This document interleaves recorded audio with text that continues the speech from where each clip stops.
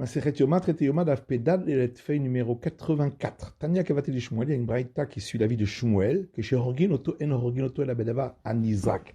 Lorsqu'on tue un chien enragé, on ne doit le tuer quand on sent quelque chose sur lui. Et ça suit la vie de Shmuel qui a dit que on ne doit pas s'approcher ni le toucher parce qu'il est contagieux. Le Chaïbe Mistaken, la Gemara continue en disant que celui sur lequel se frotte un chien enragé, il tombe malade et est en danger. Le Nachitle Maït, et celui qui a été mordu par un chien enragé meurt. Le Chaïbe Mistaken dit celui qui le chien l'a frotté, il tombe malade et est en danger. Maïta Kante, qu'est-ce qu'il doit faire pour guérir? Shlachmane venir hit. Il enlèvera ses vêtements et courra. Ravuna beril Rav Yeshua, Haf B. Ravuna, fils de Rav Yeshua,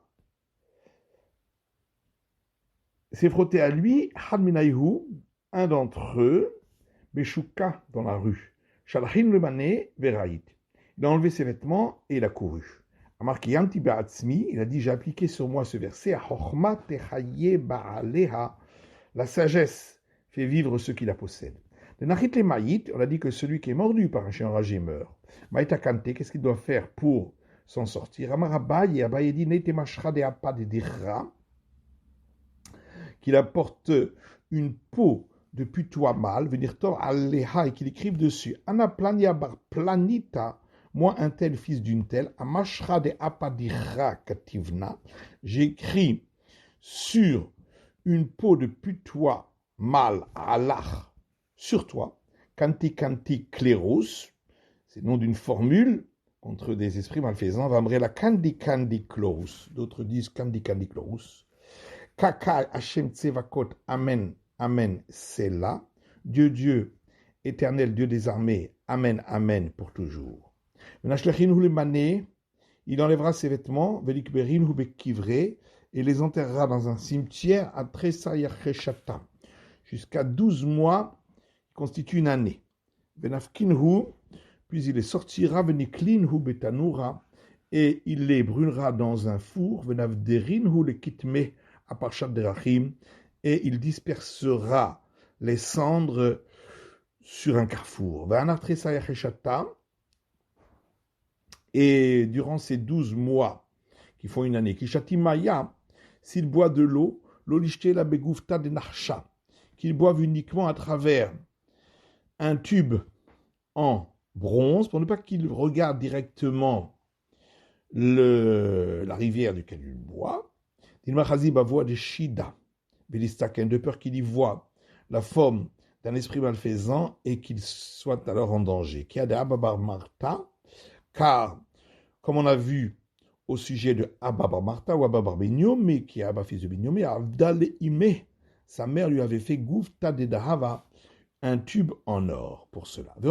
Rabatia, la Mishnah dit Rabbi Mathia a dit encore autre chose. Rabbi Yochanan chash betzapidna.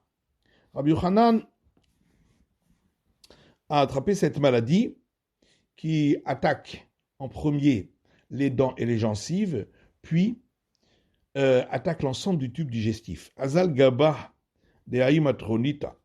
Il est allé chez une matrone qui connaissait des remèdes médicinaux. Abdalé Milta, elle lui a préparé un remède, Hamisha Umaale Shabata, donc qu'elle lui a appliqué, donc elle l'a fait manger ce remède le jeudi et le vendredi. Amala be Shabbat Mai, il lui a dit, et le Shabbat, qu'est-ce qu'il faut faire? Amralela Tzrichat, elle lui a dit, tu n'auras pas besoin. Imitztachinama, il lui a dit, si j'ai besoin, qu'est-ce que je fais? Amalishtabali de la maglit. Alors elle lui a dit, jure-moi que tu ne vas pas dévoiler la recette que je vais t'enseigner. Ishtabali la kaliskela maglina. Il a juré au Dieu d'Israël, je ne divulguerai pas. La fac d'Arshar Bepirka. Ensuite, pendant Shabbat, il a enseigné cette recette au grand cours qu'il donnait en public. Et pourtant, il avait juré. Alors la répond, il a d'Israël le Maglina, la Moïsken Maglina. Il avait juré que au Dieu du puissant d'Israël, il n'allait pas divulguer, mais à son peuple Israël, il peut divulguer. Vaïkachil Hashem. Mais il y a quand même une offense contre le nom divin. Parce que la dame va dire, voilà, les sages d'Israël sont des menteurs. Le Maglela Merikara, il lui avait déjà dit au départ qu'il allait le dévoiler avant de le faire. Mais Abdalé, alors quel est le remède qu'elle lui avait préparé? Ravami dit, mais c'est or, des eaux de levain, shemen zaït, de l'huile d'olive, ou melach et du sel.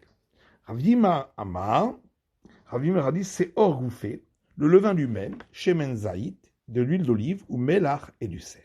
Ravashi Amar meshcha degad pas de avza. Ravashi dit de la graisse d'aile du noix. Amarabaye, Ana Abdi le Kulhu, Abaye a dit, moi, j'ai fait tous ces remèdes-là, je les ai ingurgités, Velaïtsaï, et je n'ai pas guéri. Adéamal Yaoutaïra, jusqu'à ce que cet arabe m'a dit, Aïte Kashaïta de Zeita, de la Maloutilta. Amen. Des noyaux d'olive qui n'ont pas atteint le tiers de leur développement, Kalinhu Benoura, et fait-les brûler dans le feu, à Marachadeta, sur une pelle nouvelle, Vadbik Bekake Dare, et ensuite la cendre, tu la pliqueras sur les dents et les gencives. Avdi Achi, elle dit, j'ai fait ainsi, Vitsaï, et j'ai guéri. Maïhavé. Et d'où vient cette maladie? Mechamim et des chité, celui qui mange du pain très chaud de farine de blé, Mishiur et Kassadersana, et celui qui mange les restes de poissons frits. Maïsimane, et quel est le symptôme? Kadrame mi debekache vata dama. Parce que, posant quelque chose sur les dents, les gencives saignent. Ibédaré, donc les gencives. Rabbi Yochanan qui chash betzapidna, Rabbi Yochanan, lorsque il avait attrapé cette maladie, donc, qu'on appelle tsapidna, avanachi beshabbata. Il a fait cela le Shabbat, veitse, et il a guéri. Rabbi Yochanan nechi avilachi. Comment Rabbi Yochanan a pu faire une chose pareille? Amar Nachman bar Yitzchak shani tsapidna. Rabbi Nachman bar Yitzchak dit, cette maladie appelée tsapidna est différente, il matril bépé. Elle commence par la bouche, puis elle se poursuit dans tout le tube digestif, et c'est donc une maladie très dangereuse. Amar les Ravchia Baraba, les Rabbi Yochanan, Ravchia Baraba dit Rabbi Yochanan, Keman, que Rabbi Matia ben Charash. Comme qui tu as fait, comme Rabbi Matia ben Charash, qui autorise Damar Chauchesh Befiv, Matino Sam Shabbat, qui a dit celui qui a cette maladie à la bouche, on a le droit de lui faire avaler ce remède le Shabbat. Amar le Shani Omer, Bezou Velo Ba'acheret. Il lui a dit, c'est parce que moi je dis que les sages sont d'accord avec lui sur ce cas-là. C'est sur un autre cas qu'ils ne sont pas d'accord avec lui. Les Mamessaïalé, est-ce que on va dire que cet enseignement qu'on va voir à présent est un appui pour lui? Parce qu'il y a un enseignement d'une braïta qui dit Misha Hazo Yirakon, celui qui a attrapé la jaunisse, Machinoto Bassa Hamor, on lui fait manger de la chair d'âne. Misheneshachro Kelef Choté, celui qui a été mordu par un chien enragé, on lui fait manger du diaphragme de ce chien. La Rochesh Befiv, et celui qui a cette maladie dans sa bouche, Shabbat, on a le droit de appliquer un certain remède le Shabbat. C'est la vie de Rabbi Matia ben Charash, et les sages disent,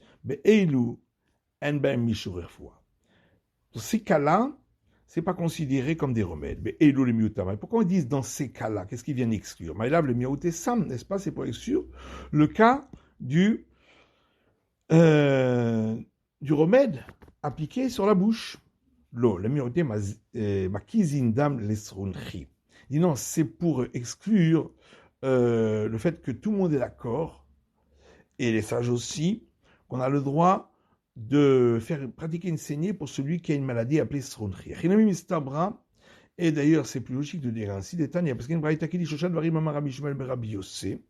Trois choses Rabbi Shmuel ben Rabbi Yossé a dit, chez Shamar Mishum Rabbi Matia ben Charash, qu'il a entendu de Rabbi Matia ben Charash, mais Kizindam les Sronchi B'Shabbat, on a le droit de faire pratiquer une saignée à un homme qui a cette maladie de Sronchi, ou Mishine Shroch, qu'elle est chotée, Machinoto Mechatzer Kavet Shelo, et celui qui a été mordu par un chien enragé, on lui fait manger de son diaphragme, et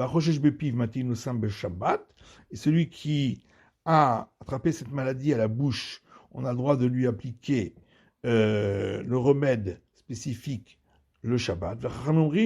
Et les sages disent, dans ces cas-là, c'est pas considéré comme des remèdes. Pourquoi ils disent cela? Qu'est-ce que ça veut dire sûr? N'est-ce pas? C'est qu'eux, ils parlent sur les deux derniers cas, ils viennent sur le premier. Vous le mettez les Sefa, la ne dit pas forcément. Peut-être que eux, ils s'opposent dans les deux premiers cas, mais ils sont d'accord dans le dernier. Ça, je parle bien, écoutez. Rabba Bar Shmuel a enseigné dans une braïta. Ou Barash et Ericha, une femme enceinte qui a senti un mets pour lequel elle a un besoin impérieux de le manger le jour de Kippour, Rinota, on lui donne à manger de ce mets jusqu'à ce qu'elle soit apaisée parce que c'est dangereux pour elle et pour le petit. Et celui qui a été mordu par un chien enragé, on lui fait manger du diaphragme de celui-ci. Et celui qui a cette maladie à la bouche, on lui applique ce remède dont on a parlé, le Shabbat. Livré Rabbi Elazar Rabbi Yossé, c'est la vie de Rabbi Elazar, fils de Rabbi Yossé, Shamar Mishum Matia ben Charash, qu'il a rapporté au nom de Rabbi Matia ben Charash. Mais les sages disent Bezou velo bachet. Uniquement dans un cas, nous sommes d'accord, mais pas dans l'autre. Bezou aya. Dans quel cas ils sont d'accord? Il est Maobara. Si on va dire c'est le cas de la femme enceinte. Chita, ça c'est évident. Obara Mika le manda Amardelo. Concernant la femme enceinte, est-ce qu'il y a quelqu'un qui s'oppose? Et là, donc forcément, là va Sam. N'est-ce pas? C'est pour le cas donc de l'élixir appliqué pour celui qui a cette maladie à la bouche, où ils sont d'accord. Shmamina, donc on a une preuve d'ici. Ravashi Amamatitin Amidika. Ravashi dit notre Mishnah également. On peut prouver de l'autre Mishnah qu'elle pense ainsi aussi, puisque la Mishnah dit Ve'odama Rabbi Matia ben Charash. Et Rabbi Matia ben Charash a dit encore cela. Achoshesh Befif, celui qui a cette maladie à la bouche, Matin Sam Shabbat. On lui applique un élixir au Shabbat. Vela appliquer Rabbanan. Et on n'a pas vu que les sages s'opposent à lui. Dans ce cas-là, Vimita. Et si vraiment il s'opposait de plier Rabbanan Ali, si vraiment les sages s'opposaient à lui, les Arvinu et Ninou, on n'avait qu'à enseigner les deux cas ensemble.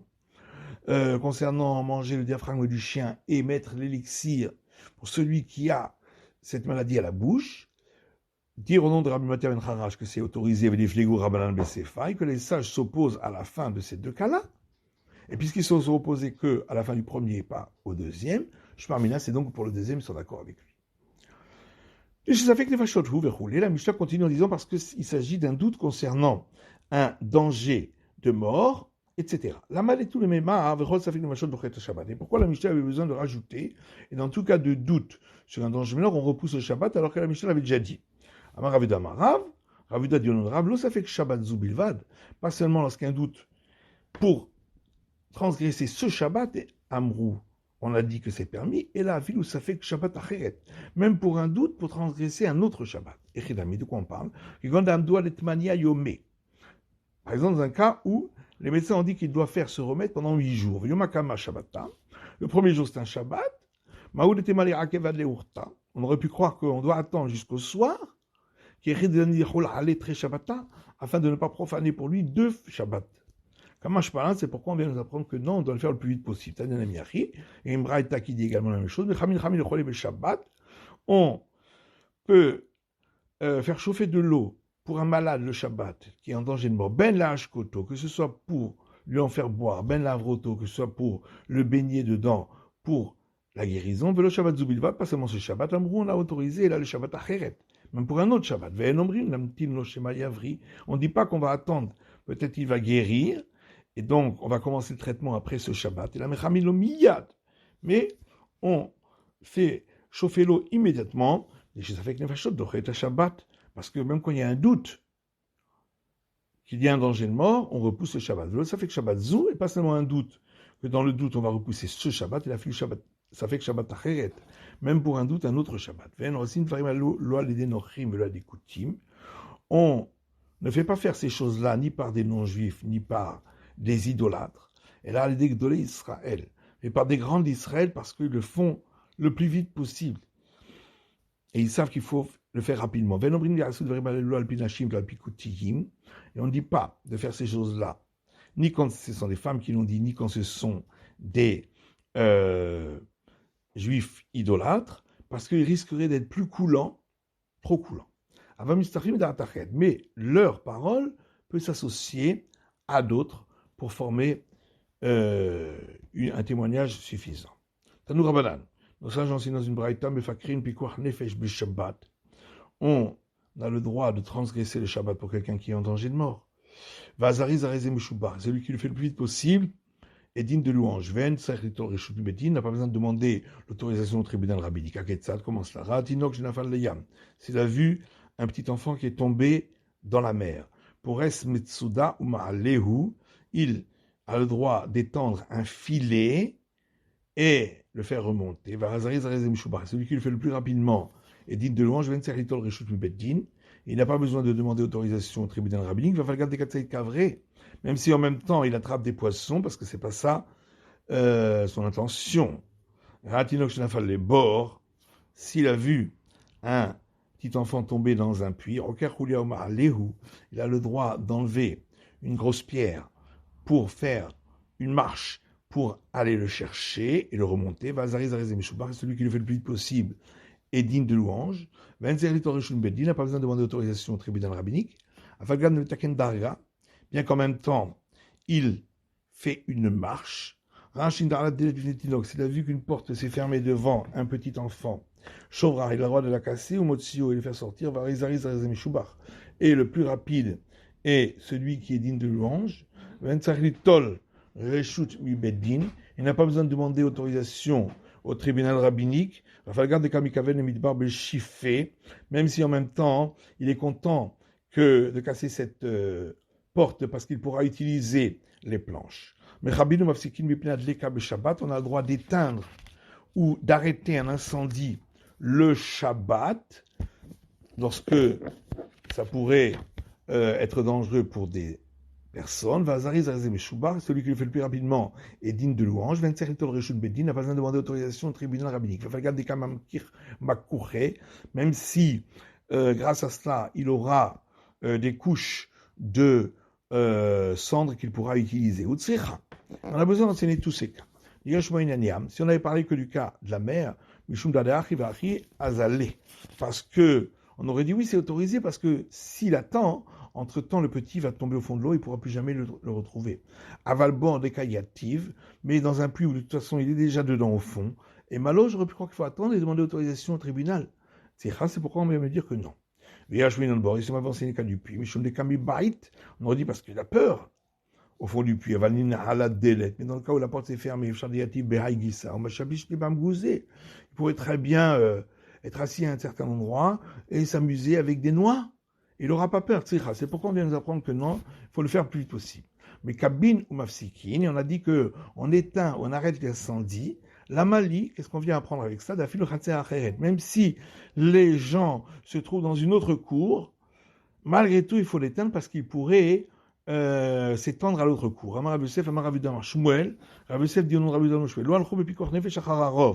ne suit pas pour profaner le Shabbat la majorité. C'est quoi le cas? Si on parle d'un cas où il y a 9 Israël et un idolâtre, Benayou avec eux.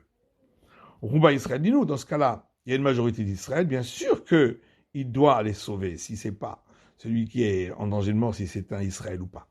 Par le gars ou pas le gars. Et s'il y avait moitié-moitié, ça fait que Nefashot laquelle? Il y a un doute donc sur un danger de mort, bien sûr qu'on va dans le sens coulant. On va être dans le sens qui est le plus coulant. Et là, Dika, Tishra Koutim et Israël. On parle qu'il y a 9 idolâtres et un Israël. Un ami Pshita, David Kavoua. Là aussi, c'est évident qu'il doit les sauver.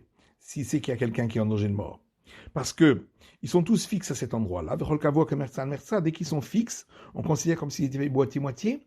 Il n'y a pas d'annulation dans la majorité.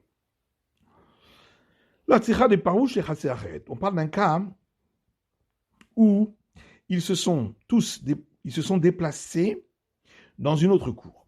On va dire, quand ils se sont déplacés, on va d'après la majorité. Or, majoritairement, ce sont des idolâtres. C'est là qu'on nous dit que pour sauver une personne en danger de mort, on ne suit pas la majorité. Et ni l'Agmar dit est vraiment ainsi.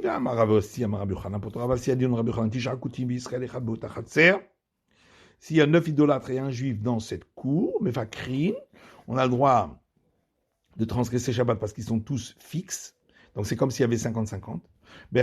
S'ils sont déplacés dans une autre cour, on ne peut pas transgresser Shabbat.